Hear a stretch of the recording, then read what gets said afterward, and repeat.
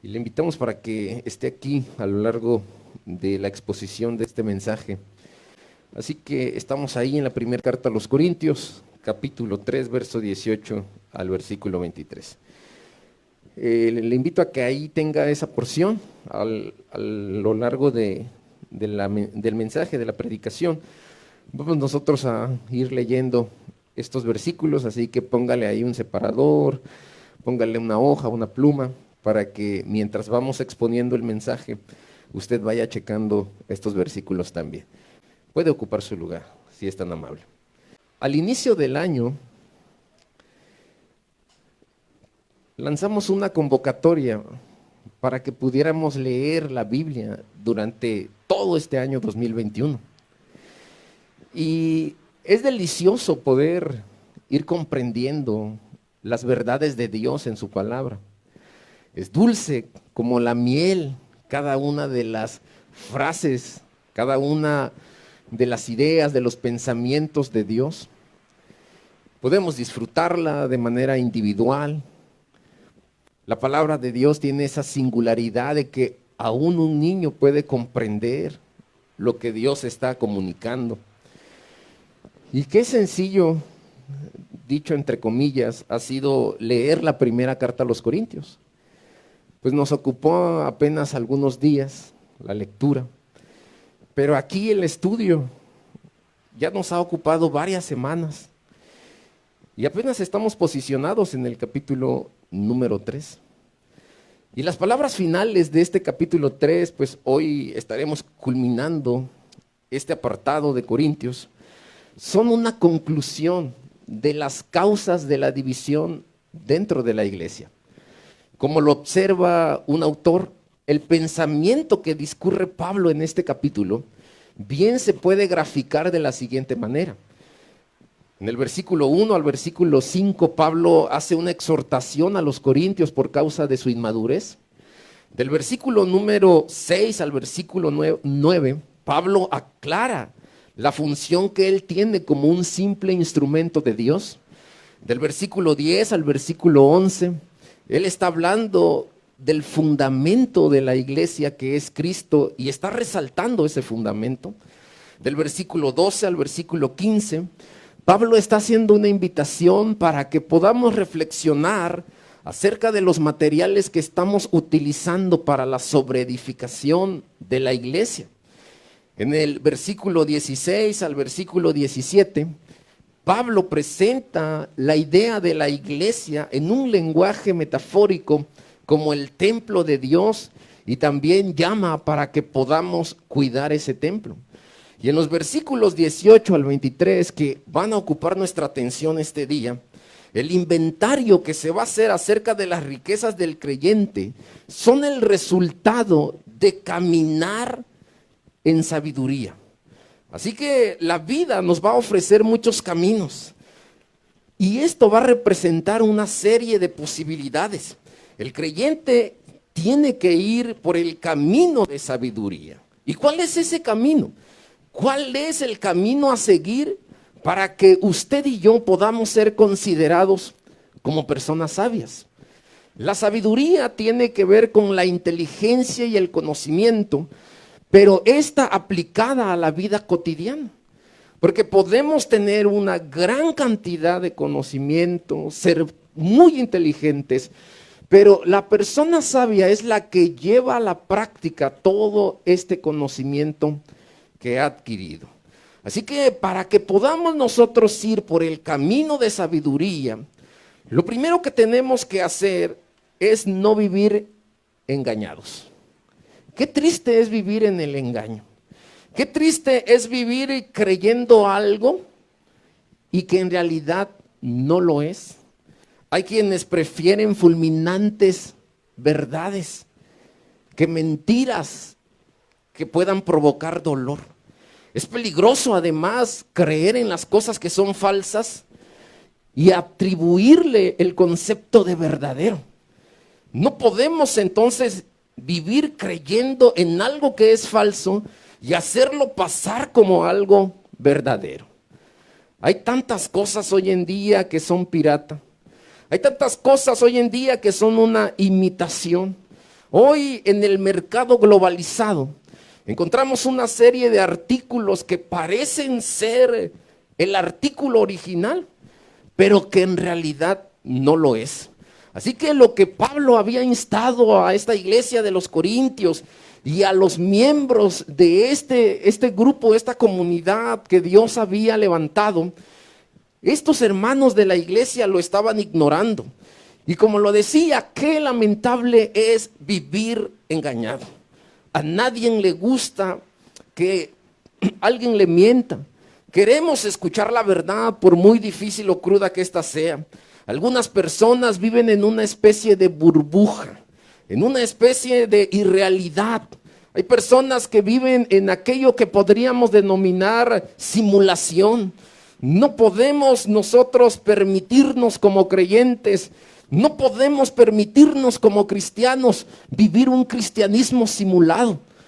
Hay algunos lugares en donde se simulan los viajes al espacio. Museos en donde nosotros podemos entrar a algunos artefactos que han diseñado y ahí podemos tener la sensación de que estamos viajando al espacio. Pero esto es solo una simulación, algo que está de cierta manera simulando lo que no es la realidad. Han dicho también que desde arriba de la Plaza de Toros las cosas se ven totalmente distintas a entrar al ruedo. Las cosas que nosotros podemos observar desde un estadio de fútbol como aficionados es muy distinto a lo que las personas que están jugando el partido están realmente experimentando. Así que vivir en esa simulación o en esa burbuja puede ser muy, muy dañino para nuestra vida.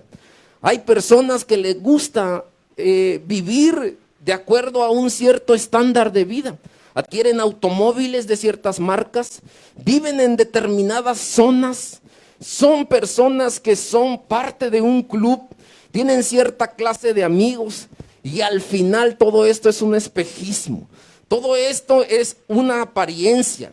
Las creencias tienen consecuencias en nuestra vida, ya que la gente tiende a comprometerse de acuerdo a sus creencias. Es muy peligroso entonces las ideas y las creencias que vamos desarrollando en nuestra vida, porque la creencia que tengamos acerca de un determinado tema o de alguna cosa en particular, eso nos va a dar dirección, va a formar lo que nosotros somos como personas. Las creencias nos van a ayudar a encaminar nuestros pasos. Si las personas creen que algo es verdadero, esa creencia que tienen sobre ese algo verdadero, según su forma de percibir las cosas, va a delinear también su comportamiento. Y tarde o temprano, esto va a causar un terrible daño en su vida. La persona que se cree merecer algo, que cree merecer algo caro, un coche nuevo, un bote, una cocina remodelada, estará tentada a comprarlo porque tiene la creencia de merecer, aunque esto lo lleve a un endeudamiento, comprando algo que a la postre no podrá pagar. Así que cuando nosotros comenzamos a tener este tipo de ideologías y comenzamos a pensar que merecemos y somos merecedores de las cosas, esto va a traer una descomposición en nuestra manera de vivir.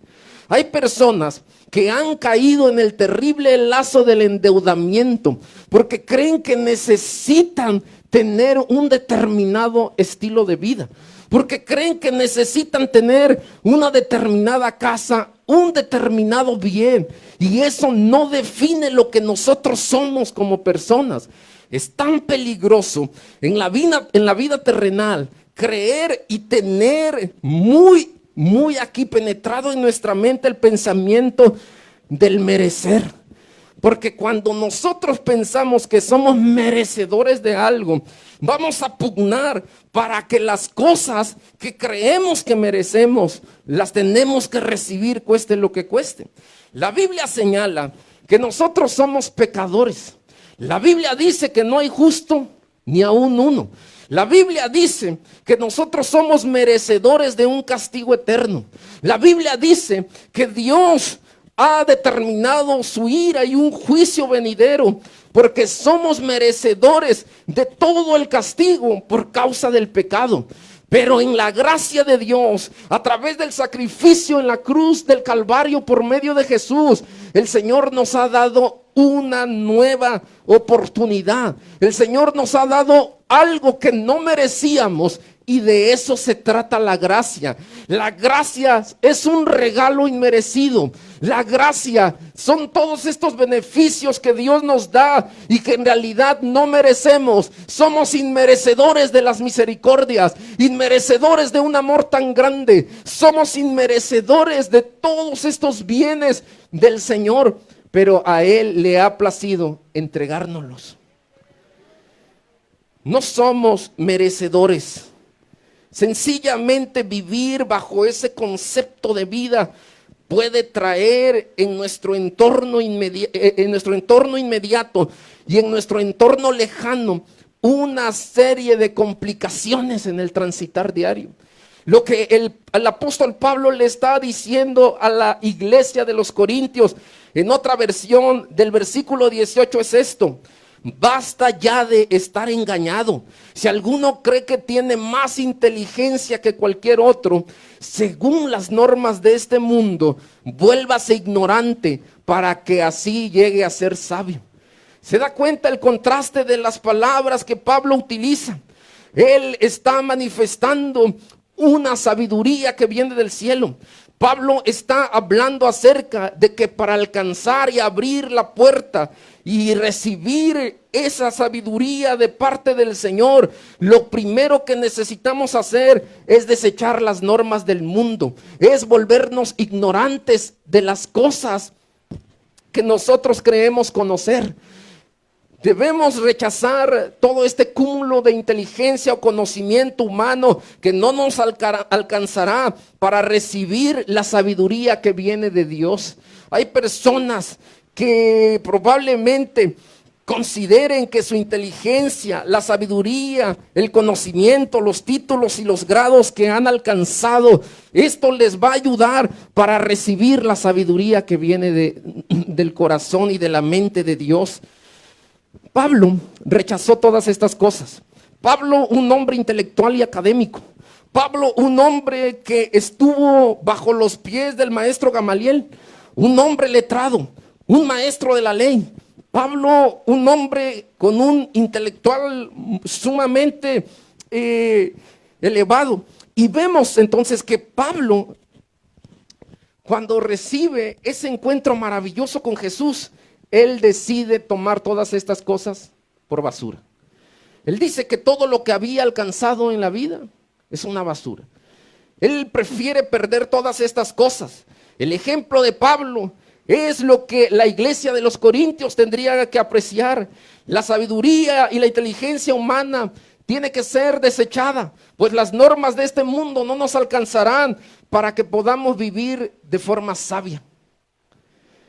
Y hoy más que nunca, la iglesia, usted y yo como cristianos, necesitamos aprender a vivir en sabiduría. Necesitamos ser sabios para hacer frente a las cosas, porque hemos recibido una serie de impactos. Vivimos en una serie de situaciones que pudiéramos resumirla, esta situación en una palabra llamada crisis. Vivimos en una crisis constante, crisis financieras, crisis sanitarias, vivimos crisis de seguridad, estamos sumergidos en una serie de situaciones en donde necesitamos la sabiduría de Dios para hacer frente. En el trabajo, en la iglesia, en el vecindario, en la familia, necesitamos de esta sabiduría. El versículo 19 dice: porque la sabiduría de este mundo es insensatez. La razón de Pablo para desechar las normas de sabiduría que este mundo tiene, pues el mundo ha alcanzado inteligencia, el mundo tiene si bien conocimientos, la gente se ha desbordado y ha colocado su confianza en una vacuna. La gente cree que a través de esta jornada de vacunación, las cosas cambiarán completamente. La esencia del problema, queridos hermanos, el meollo del asunto está en el corazón del hombre. Como está escrito, dice la Biblia, Dios enreda a los sabios en la misma sabiduría de que hacen gala. Hay quienes incluso como si fuera un partido de fútbol o un deporte, colocan a Dios con un marcador adverso y dicen la ciencia 1, Dios 0. Colocan a Dios como un perdedor. Han colocado a Dios en el segundo lugar. Se han olvidado de Dios y creen que a través de todo esto que ellos han logrado en su habilidad humana, las cosas en verdad tendrán un cambio sustancial. Pero los cambios que son profundos, los cambios que vienen de raíz, aquellas cosas que en realidad van a transformar nuestro entorno, tienen que ver con la sabiduría de Dios. Aquello que llama el mundo sabio ante los ojos de Dios es una insensatez. El hombre intenta modificar los códigos. El hombre intenta cambiar los principios de vida. El hombre intenta vivir bajo sus propios parámetros. El hombre intenta hacer las cosas a su manera. Pero es la sabiduría de Dios la que nos va a conducir. Es la sabiduría de Dios la que nos va a enseñar a hacer todas las cosas. Es la sabiduría de Dios la que necesitamos en nuestro corazón.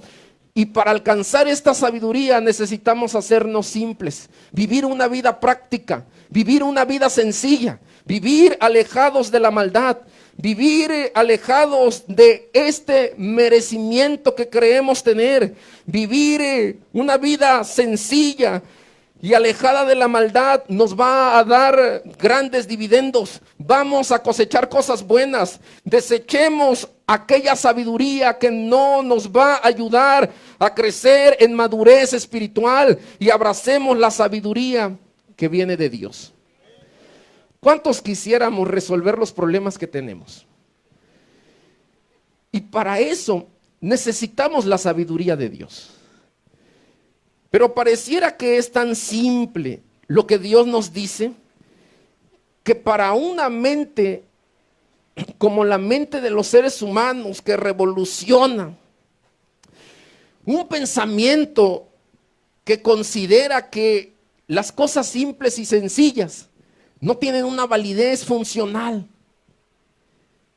La Biblia habla a través de los principios que encontramos desde el Nuevo y el Antiguo Testamento acerca de cómo tenemos que relacionarnos unos con otros. La Biblia habla de la resolución de conflictos. La Biblia nos habla acerca del rol que el hombre y la mujer deben tener en la familia. Pero pareciera tan sencillo todo esto que lo dejamos a un lado. Los consejos de Dios a la mente humana pareciera que es algo tan simple que muchas personas prefieren dejarlo a un lado. Pero los consejos que vienen de Dios y que están en la palabra son consejos que nos ayudarán para que podamos hacer frente a las problemáticas de nuestra vida. Para alguien pensar que en estos tiempos, en este siglo XXI, vivir bajo el rol y el diseño de Dios en el entorno de la familia es algo anticuado. Para muchos es considerado como algo inapropiado. Hablar de sumisión de la mujer como resultado del amor que el hombre tiene hacia Dios y que lo va a mostrar también hacia su mujer. Pareciera que esto es un abuso de autoridad. Pareciera que esto es algo que no encaja en la sabiduría ni en la funcionalidad del pensamiento de los seres humanos de este siglo. Lo que Dios nos enseña en estos primeros capítulos del libro de Génesis en relación al rol de la familia son principios fundamentales, pero la sabiduría humana ha venido a distorsionar todas estas cosas. Las relaciones que debemos nosotros mostrar entre los semejantes, lo que el Señor nos llama a hacer. Cuando Pedro le pregunta al Señor acerca del tema del perdón y le dice 7 y el Señor le dice 70 veces 7. Y está no hablando de un número determinado, sino que está hablando de un número sin límite, de algo que no tiene límite y de una acción continua. Lo que el Señor está diciéndole a él, lo que le está explicando a través de esta palabra que le entrega, es que su pensamiento y su sabiduría y su razonamiento y la inteligencia que él muestra para tratar de hacer frente a algo, se queda muy limitado a la forma en cómo Dios actúa para la resolución y para la relación que se debe de tener entre un semejante. Cuando Dios habla acerca, a través de la vida de Cristo, del amor que debemos mostrar hacia los semejantes, lo que vemos una y otra vez es un amor de acción, es un amor práctico que Dios está mostrando. La vida de Jesús, a través de sus mensajes, se puede resumir en la sencillez. Los niños podían entenderlo. Lo que Jesús mostró a lo largo de su ministerio fue lo que nosotros podemos llamar sabiduría. Se condujo con sabiduría.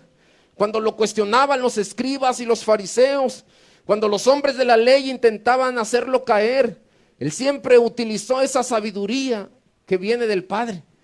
Él se distinguió por vivir y por transitar por el camino de la sabiduría. Él no se metió en tantos problemas como muchos de nosotros lo hacemos. Él fue al punto de la practicidad y es algo que nosotros también deberíamos abrazar. Pablo está también tomando dos pasajes de la Escritura para poder argumentar las palabras que está hablando. El primer pasaje está en Job capítulo 5, verso 13, cuando hace la mención uno de los amigos de Job respecto a la sabiduría que se habrá de mostrar.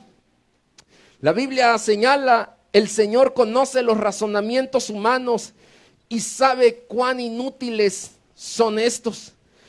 Las palabras que utiliza el escritor en este apartado de Job capítulo 5 y que Pablo menciona en el versículo 20, es que la inteligencia humana y la forma de tratar de hacer las cosas nos puede ir metiendo en un enredo tras otro. El tratar de resolver las cosas desde nuestra propia humanidad, eso nos puede llevar a meternos en más problemas. Lo que necesitamos es la sabiduría de Dios en nuestro ser. Necesitamos de esa sabiduría para no meternos en mayores complicaciones. Necesitamos que Dios nos capacite. Si alguien es falto de sabiduría, pídasela a Dios, que Él se la va a dar sin reproche alguno. Necesitamos, para conducirnos en nuestra vida, la sabiduría de Dios, esa sabiduría que nos habrá de distinguir entre los demás. Y Pablo además utiliza la porción del Salmo 94:11, en donde dice que Dios conoce los pensamientos de los hombres, y los pensamientos de los hombres son vanidad. El salmista habla de que Dios traerá un juicio sobre los soberbios, sobre los impíos. Traerá un juicio porque ellos creen que Dios no está mirando sus acciones.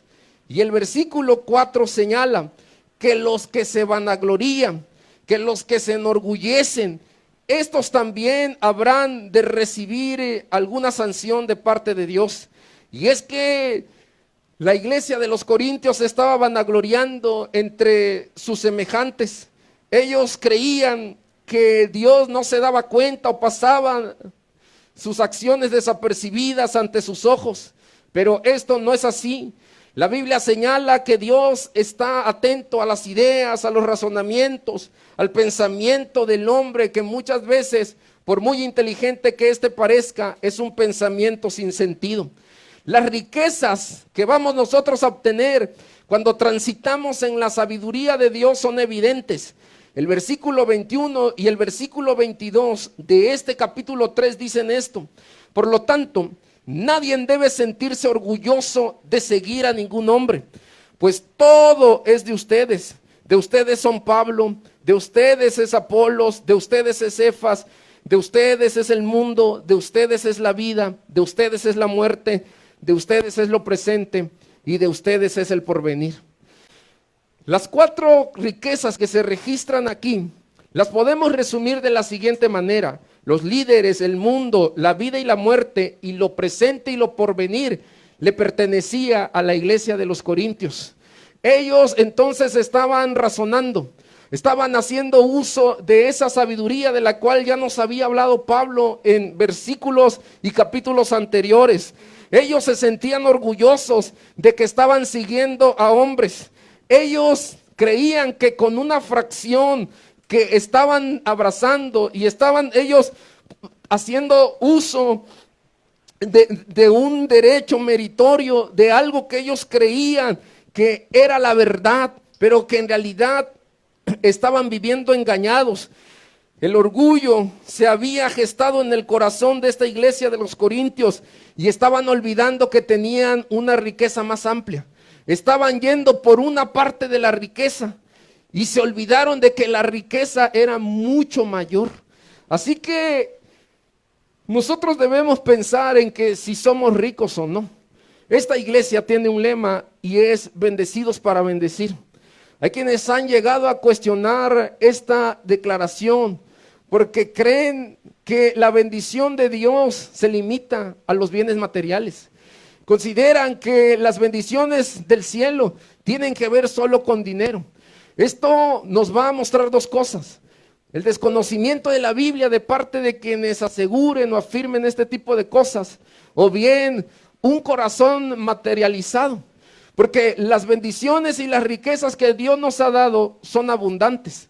Dios nos ha dado una serie de riquezas y en esta porción podemos nosotros mirar ese tipo de riquezas que podemos recibir. Lo primero que se registra es la riqueza de los líderes. La iglesia tenía a un grupo de hermanos que Dios había levantado, que estaban ejerciendo un liderazgo, una tarea dentro de la iglesia. El apóstol Pablo también señala que a los que sirven en la iglesia habríamos de tenerlos con un honor. Y la palabra honor está relacionada con el respeto que habríamos de mostrar sobre aquellas personas que están ejerciendo una tarea. Y lo podríamos resumir en palabras de un autor: ni dioses que puedan ser colocados en un pedestal, pero tampoco ignorados. El pensamiento bíblico es que los pastores, ni ningún hombre sacerdote, ni ningún anciano de alguna iglesia, ningún líder de una iglesia debe estar colocado en un pedestal, pues los hombres son de carne y hueso. Los que sirven, los líderes de una iglesia, son tan débiles y tan comunes como usted y como yo. Así que nadie debe estar colocado en el pedestal de Dios. No son dioses, son personas que se van a debilitar en algún momento. Pero la actitud de ignorar a estos que sirven también es una actitud equivocada. El pensamiento de Dios es honrarlos, es mostrar un respeto hacia el trabajo y la labor que estos desempeñan. Es mostrar el respeto que se merece y que la Biblia nos insta a que debemos nosotros ejercer ese tipo de conducta y de acción hacia ellos. Así que estos líderes son una riqueza dentro de la iglesia, aunque para el pensamiento humano y generalizado esto no pueda representar una riqueza como tal. Es Dios quien da los oficios, es Dios quien entrega los llamados, es Dios quien coloca para ejercer funciones, es Él. Y entonces esta es una riqueza que la iglesia habría de considerar y de valorar. Pero además el texto nos habla de la riqueza del mundo, no en el sentido de la maldad que hay en el mundo, no en el sentido de aquellas cosas negativas que el mundo tiene. Pues si bien el mundo tiene una serie de cosas que van a tentar y dañar nuestra vida como cristianos, el mundo también es un lugar en donde Dios ha dejado una serie de obras. El salmista dice que el cielo, que las estrellas, que el firmamento que Dios hizo con su mano y dibujó con su dedo, todas estas cosas son una riqueza para nosotros. En la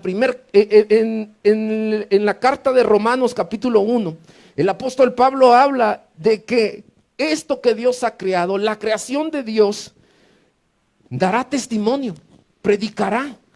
Lo que nosotros vemos, el sol, la luna, las estrellas y todo lo que nos causa un asombro, esto da testimonio de quién es Dios. Da testimonio del poder del Señor. El mundo, el Señor lo tiene en su mano. Dios lo ha transformado y esto es una riqueza para el creyente. Estamos aquí de forma transitoria. No es esta nuestra nacionalidad. Estamos en el mundo, pero no somos de este mundo. Esto significa que no estamos actuando bajo los valores y los principios de este mundo. Aquí estamos, pero vamos en contra de estos principios y de estos sistemas que están controlando y se están apoderando cada vez más de las cosas que Dios ha creado.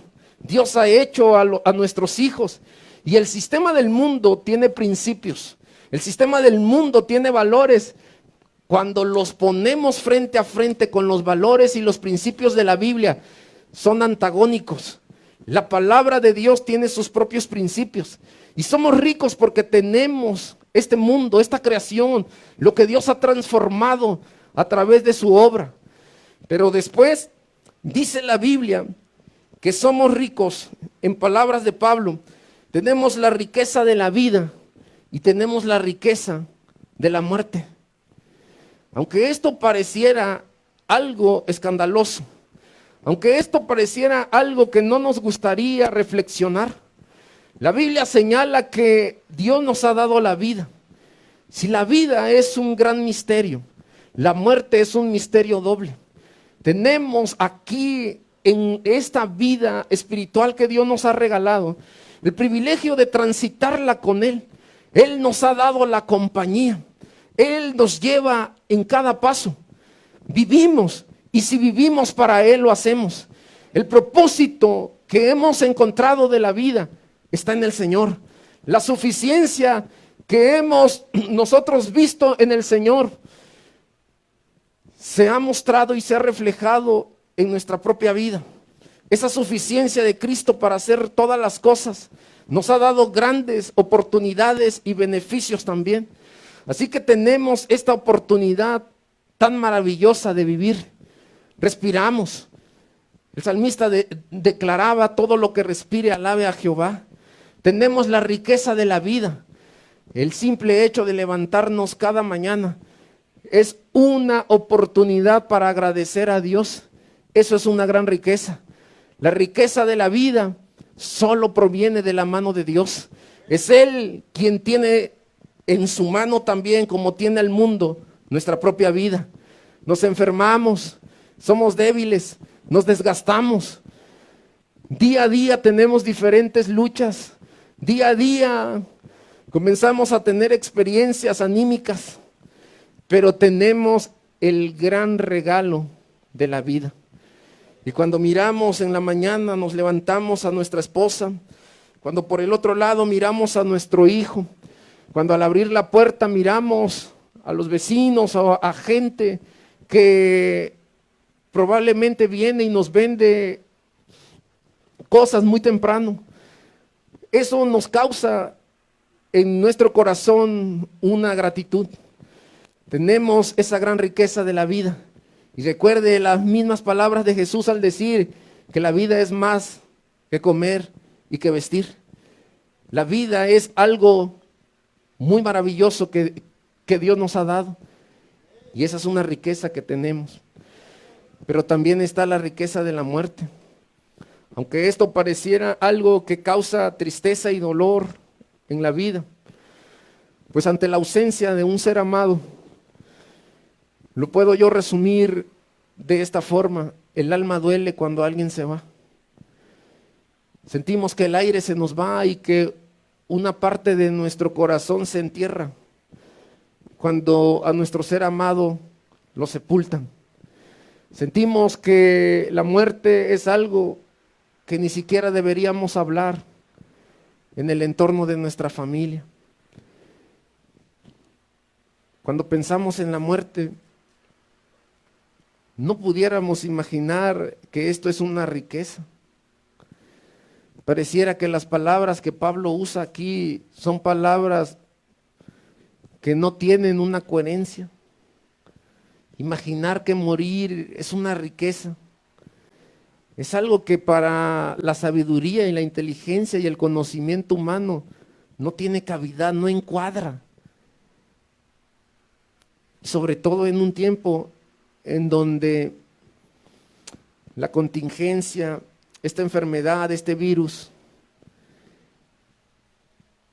nos ha quitado a grandes amigos, a familiares, a personas que solo han quedado recuerdos en nuestro corazón, añoranzas. Y no hemos tenido ni siquiera palabras para comunicar ese dolor, pero a través de nuestras lágrimas hemos dicho lo que nuestra boca no ha podido decir. A través de nuestra soledad, nuestro aislamiento, a través de nuestras oraciones, hemos desesperadamente tratado de encontrar un consuelo y una paz en nuestra vida. Y Pablo dice que la muerte es una riqueza. Él dijo en Filipenses, para mí el vivir es Cristo y el morir es ganancia. Él afirmó, él declaró, él habló, él señaló que era ganancia morir.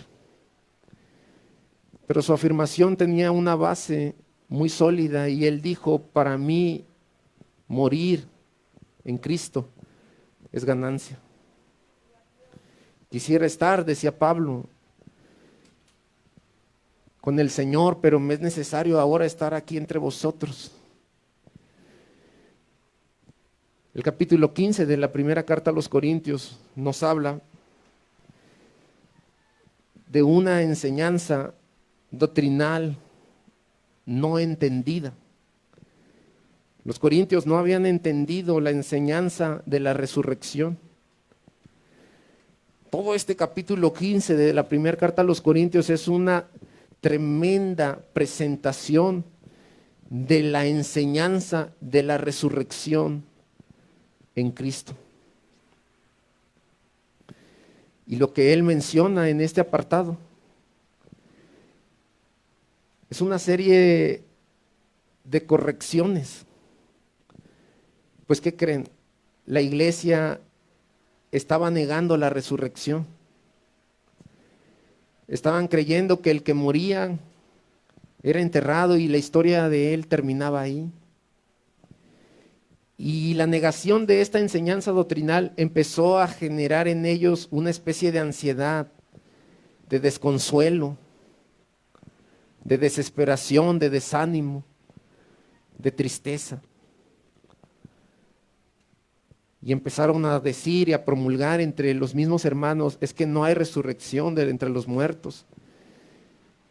Y cuando Pablo escribe les dice, sí hay resurrección de los muertos.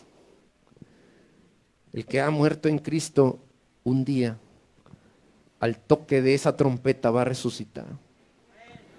Un día el Señor va a glorificar su cuerpo y será transformado. Y no habrá llanto, y no habrá tristeza, y no habrá dolor. Y para el cristiano eso es una riqueza, porque no es algo temporal, es algo eterno. Es algo que Dios entregó a través de Cristo. Es algo que Cristo en su propio cuerpo lo experimentó porque Él fue levantado glorificado. Y de la misma manera, dice Pablo en Corintios, como Cristo ha resucitado, los que han muerto en Cristo habrán de ser resucitados en Él. Y eso es una gran riqueza, dice Pablo. Eso es una riqueza maravillosa. Se vale estar triste, suspirar, llorar, sentir dolor. Pero tenemos que mirar esa riqueza que Dios nos ha entregado. Y además dice Pablo, y pareciera algo que no tiene tanta relevancia, pero hace una conexión y dice, son ricos. Y lo señala de esta manera: en lo presente y en lo porvenir. Una riqueza presente y una riqueza en el porvenir. El salmista dice que Dios nos lleva más allá de esta vida y dice, es Dios quien incluso en la muerte encamina nuestros pasos. Es Él quien aún en la muerte nos da dirección. En lo presente, en esta vida, pero también en la vida que viene. Dios estará ahí. Y eso representa una riqueza para nosotros. Así que yo puedo decir con toda convicción que estoy bendecido para bendecir a alguien más. Porque tengo estas riquezas que Dios me ha dado. Estas riquezas maravillosas que provienen de su mano. Podemos entonces mirar finalmente en el versículo 23, la sensatez del camino de la sabiduría. Y el versículo comienza diciendo, y ustedes son de Cristo, y Cristo, queridos hermanos, Cristo ha venido para unirnos con Dios. Ustedes son de Cristo. Ustedes son de Él. Cada uno de ustedes le pertenecen a Cristo. Somos de Dios. Así que en palabras de Pablo, él dice que mirar y tomar una parte de la riqueza es algo insensato. Y él dice, todo es suyo. Pablo, Cefas, Apolos, Cristo. La vida, la muerte, lo presente, lo porvenir, el mundo, todo es suyo. Todo les pertenece. Entonces, entrar en una lucha de poder, en una lucha en donde yo tomo una fracción, es una muestra de falta de sabiduría. Pues todo es suyo. Todo es de ustedes. Los problemas de la iglesia de Corinto, hermanos, pueden llevarnos a pensar que las palabras de Pablo parecen una exageración. Miren, Pablo dice, ustedes pertenecen a Cristo. Y eso es precisamente la exageración que pudiéramos pensar que está sucediendo en estas palabras. Porque vean aquí conmigo un momento.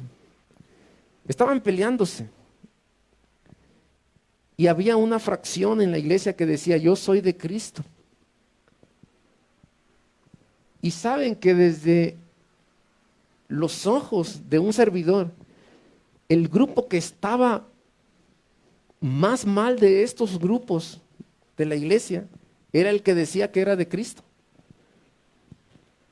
Fíjese por qué. Porque los que decían que eran de Pablo, los del color amarillo, si fuera política, los del partido de Pablo se sujetaban a Pablo.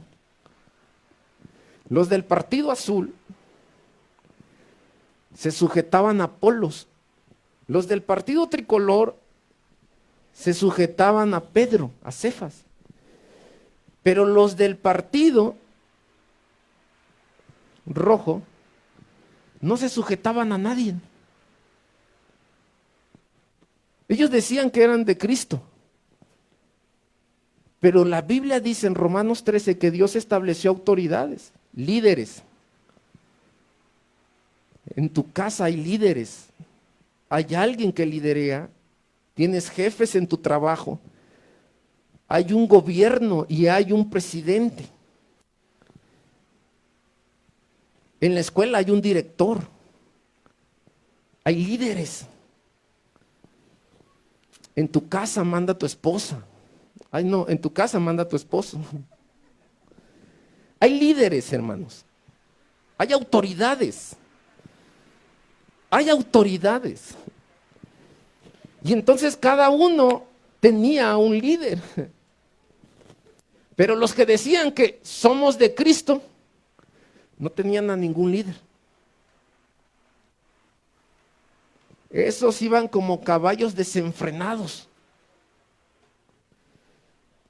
No había quien los sujetara, no estaban sujetos a ninguna autoridad, a ninguna denominación, ningún concilio, a nadie.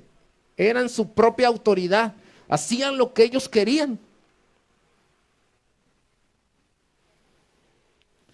Al decir entonces que pertenecen a Cristo, Pablo les llama hacia una nueva manera de vivir. Eso es lo que él está diciéndoles. Vengan a una nueva manera de vivir, donde no haya discusiones, donde no haya divisiones, donde no muestren el orgullo, donde sus comportamientos sean comportamientos apropiados como los de un cristiano. Cristo ha empezado a hacer un pueblo nuevo. Ahora es el momento para que empiecen a comportarse como el pueblo de Dios. Así que si usted dice que es de Cristo, pero no está sujeto a nadie, usted vive engañado.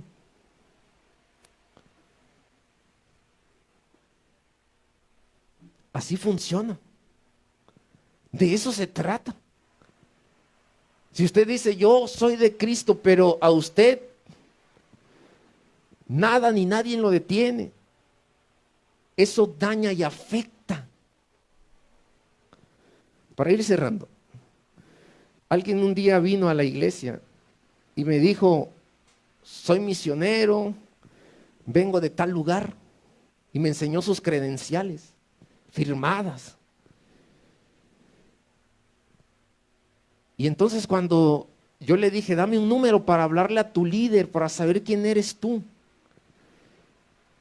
me dio un número y hablé y me dijeron, hace 5 años que tal persona que dice ser un misionero está expulsado de este lugar.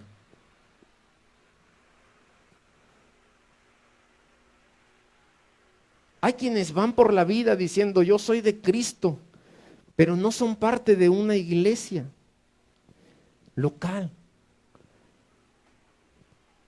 Hay quienes dicen, bueno, yo soy pastor, pero yo no le tengo que dar cuentas a nadie, están en un error. Escuche, la rendición de cuentas lo va a ayudar a madurar. La rendición de cuentas lo va a ayudar a crecer. Rendir cuentas lo va a ayudar para no meterse en problemas mayores. Hubo uno en la Biblia que vivió como quiso vivir, Sansón.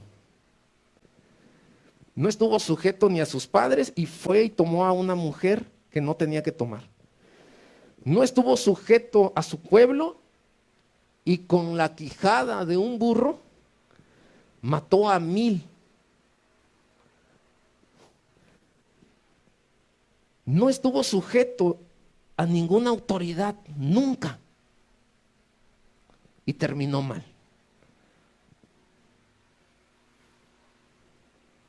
Y esto a la sabiduría humana le crea un choque y dice, no, eso es violencia, eso es esclavitud, eso no está bien. Pero cuando la moneda se cambia y usted es padre y dice, quiero que mi hijo me obedezca,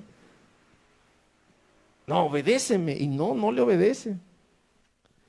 Entonces ahí no es violencia, ahí cobra otro sentido tal vez.